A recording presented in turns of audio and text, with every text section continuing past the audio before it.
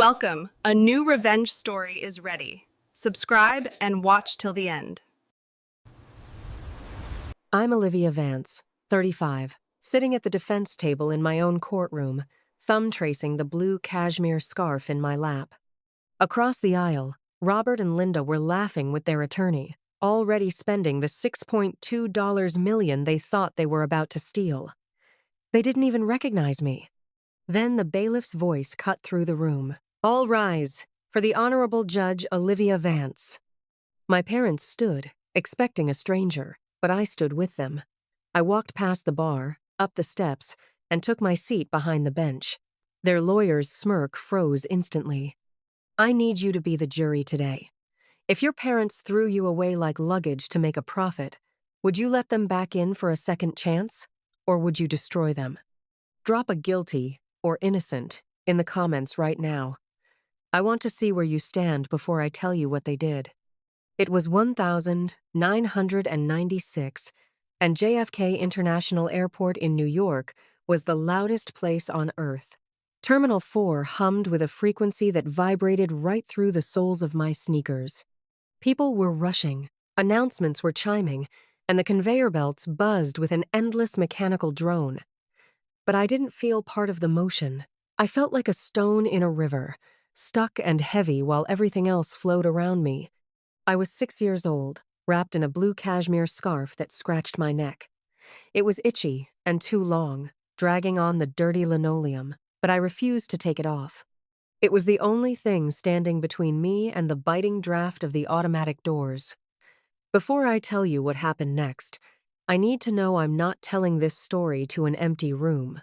Pause for a second, hit that subscribe button, and comment below where are you watching from, and what time is it for you right now? Robert and Linda were walking ahead of me. They weren't holding my hand. They were checking their watches, their movements sharp and synchronized. They didn't look like parents who were about to lose a child. They looked like people running late for a business meeting. They looked annoyed. Linda glanced back, her eyes narrow. "Keep up, Olivia. You're slowing us down." They led me past the ticket counters, past the happy reunions at the gate, all the way down to the oversized baggage claim. It was a cavernous industrial space where golf clubs and car seats were spat out onto a metal carousel. The air smelled like jet fuel and stale coffee. "Wait here," Robert said. He pointed to a metal bench bolted to the floor. "Watch the bags. We have to go get the tickets. Don't move until we come back." "How long?" My voice was small. "Just count the bags," Linda said, not looking at me. She was looking at the exit signs. "Count 600 bags. By the time you finish, we'll be here." I sat down. I pulled the blue scarf up over my nose and I started counting. 2, 3, a set of skis, a guitar case, a cardboard box taped shut. I counted to 50. I counted to 100. The crowd thinned out. The buzz of the belt became rhythmic, hypnotic. 200, 300. By the time I reached 600, the carousel had stopped moving. The other passengers had collected their things and left. The lights seemed to dim, humming with that low-voltage sound that only lonely places make. I sat there gripping the wool of my scarf, and I realized something that a 6-year-old shouldn't have the vocabulary to understand. They weren't late. They weren't lost. The look on their faces when they walked away hadn't been panic. It had been relief. They had dropped me off at oversized baggage because that is exactly what I was to them. Heavy, burdensome, something to be checked and never claimed. That was when the silence hit me. It wasn't a peaceful quiet. It was a heavy, suffocating blanket that pressed down on my chest until I couldn't draw a breath. That silence broke something inside me. It stole my voice. 4 years after that night, I barely spoke. I let the world happen to me because I was too afraid to make a sound. It took me 3 decades to learn that silence could be a weapon, not just a wound.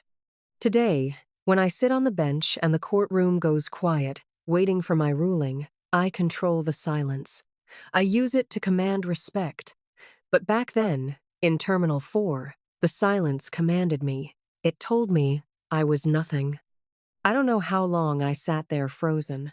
Eventually, a security guard on a Segway rolled past, did a double take, and circled back.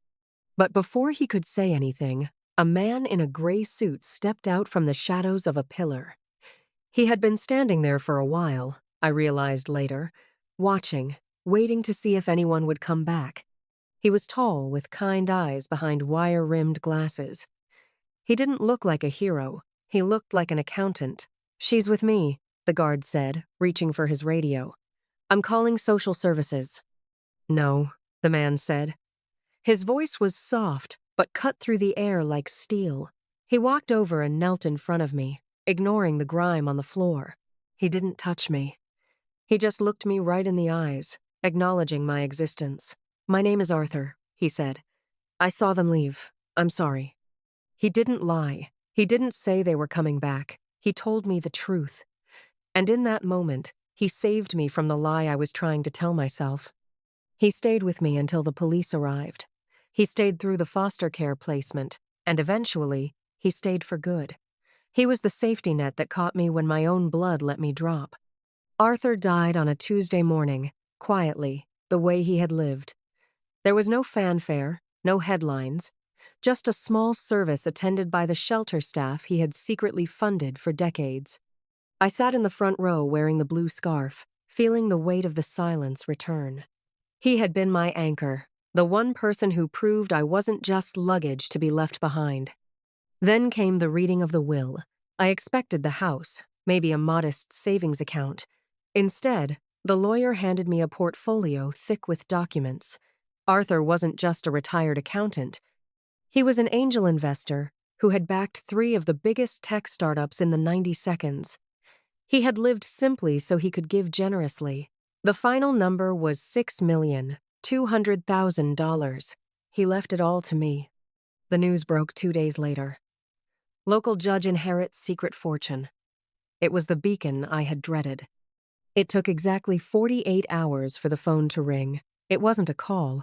It was a process server. I was served with a lawsuit at my home address, fraudulent custody, and estate theft. The plaintiffs were Robert and Linda Vance. They didn't call to ask how I was. They didn't ask to meet. They sued. They claimed Arthur had kidnapped me from the airport 29 years ago.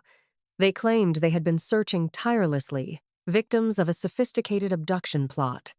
They demanded the full $6.2 million as restitution for their pain and suffering, plus the deed to Arthur's house. I sat in my living room reading the complaint. It was a masterpiece of fiction. They described their agony at losing their beloved daughter. They described the hole in their hearts that never healed. I didn't cry. I didn't panic. I went into Chambers mode. I looked at the lawsuit not as a daughter, but as a judge reviewing a case file. And that's when I saw it. The narcissistic ledger. To normal parents, a child is a person. To Robert and Linda, I was an asset. When I was 6, I was a liability, a mouth to feed, a burden to carry through an airport. So, they liquidated me. They left me at baggage claim to cut their losses. But now, 29 years later, my value had changed. I wasn't a liability anymore. I was a receivable. I came with a $6.2 million price tag. They weren't back because they missed me. They were back because their investment had finally matured, and they wanted to cash out. It wasn't love. It was accounting. They were trying to balance their books with my life. And the audacity of it, the sheer unmitigated greed, burned away the last vestiges of the frightened little girl inside me. They thought they were suing a victim. They didn't realize they were suing the law itself. I put the papers down. I didn't call a lawyer immediately. Instead, I walked to the mirror and looked at myself. I saw the eyes of the child who counted to 600.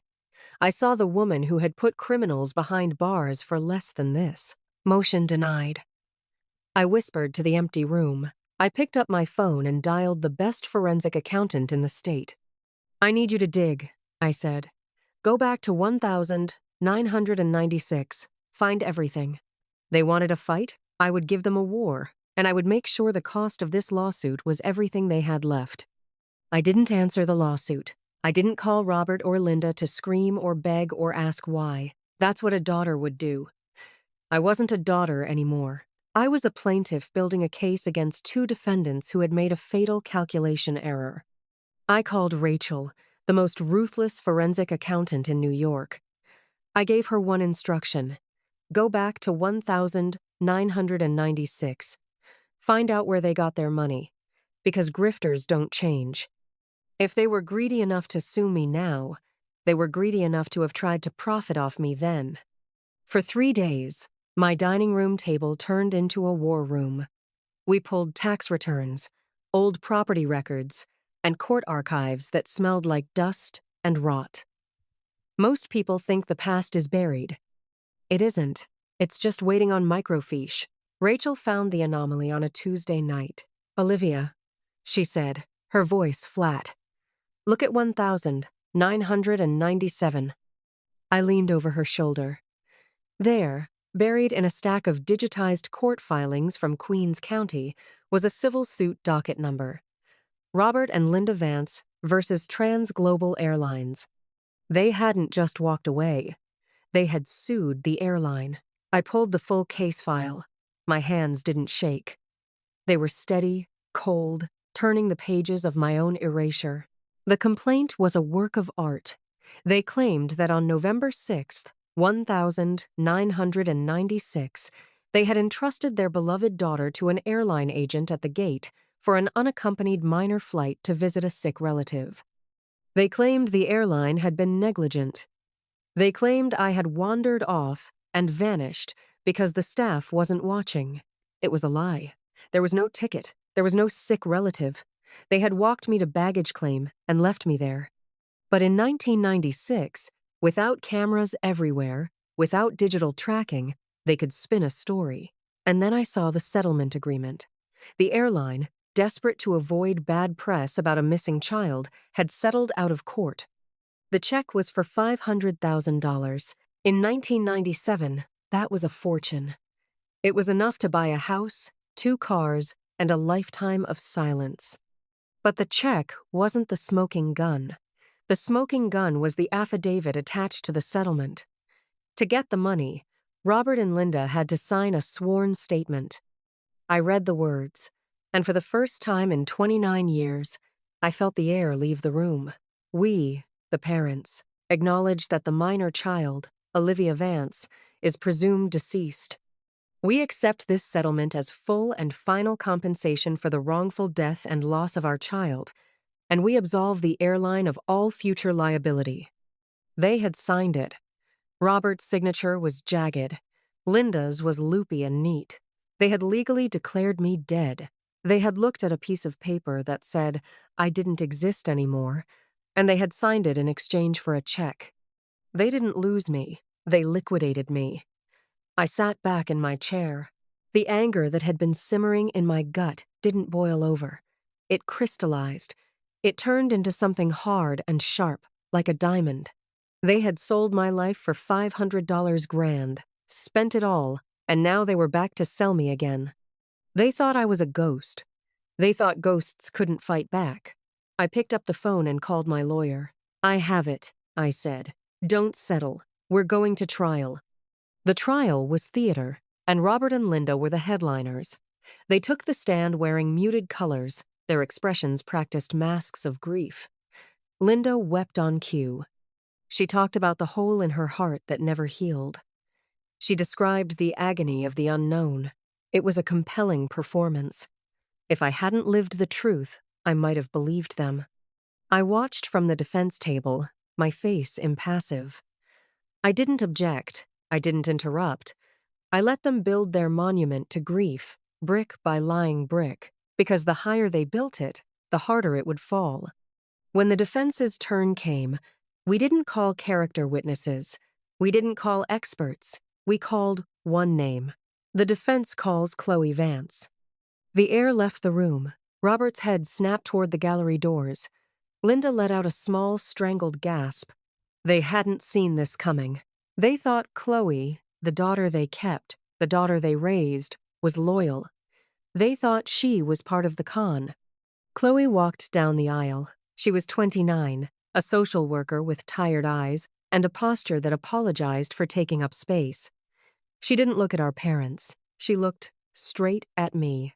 It was like looking into a mirror that had aged differently. We had the same nose, the same jawline, but where I had grown hard, she had grown heavy. She took the stand, she swore the oath, and then she dismantled their lives. Chloe, my attorney asked, what was it like growing up in the Vance household? Chloe took a breath that shook her entire frame. It was like living in a mausoleum, she said. Her voice was quiet but clear. I wasn't just their daughter. I was the replacement. I grew up in the shadow of the tragic lost sister. But it wasn't about missing Olivia. It was about using her. This was the ghost sibling paradox. I had always assumed Chloe was the lucky one. She was the one who got to go home. She was the one who got the parents. But as she spoke, I realized I had it wrong. I had escaped. She had been trapped in the performance for 29 years. They used the story, Chloe continued. Every time rent was late, every time Dad lost money gambling, they would bring up the tragedy. The church gave them money. The neighbors brought casseroles for years. My sister wasn't a person to them. She was currency. Her absence paid the bills. Linda stood up, her face red. Chloe, stop this! Don't you dare! Sit down, the bailiff barked. Chloe didn't flinch. She reached into her tote bag and pulled out a shoebox. It smelled like mildew and old attic insulation. They told everyone they spent every dime searching for her. Chloe said, they told me they hired investigators. They told me they scourged the earth. But when I was cleaning out the attic last week looking for old photos, I found this. She opened the box. It wasn't full of missing persons flyers. It wasn't full of correspondence with the police. It's casino receipts, Chloe said. From the Resorts World Casino in Queens. She held up a handful of faded thermal paper. These are dated November 7th, 8th, and 9th, 1996. The week Olivia disappeared. While the police were looking for me at the airport, Robert and Linda were gambling. They weren't searching, they were celebrating. The silence in the courtroom was absolute. It was the same heavy, suffocating silence I remembered from the baggage claim. But this time, it wasn't crushing me. It was crushing them. Chloe looked at our parents, tears finally spilling over. I used to feel guilty that I was the one who got to stay, she whispered. But now I realize Olivia was the one who got away. I was the one who was left behind. Robert sank into his chair.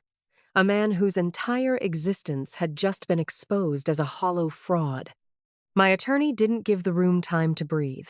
He walked to the bench and placed a single yellow document in front of the presiding judge.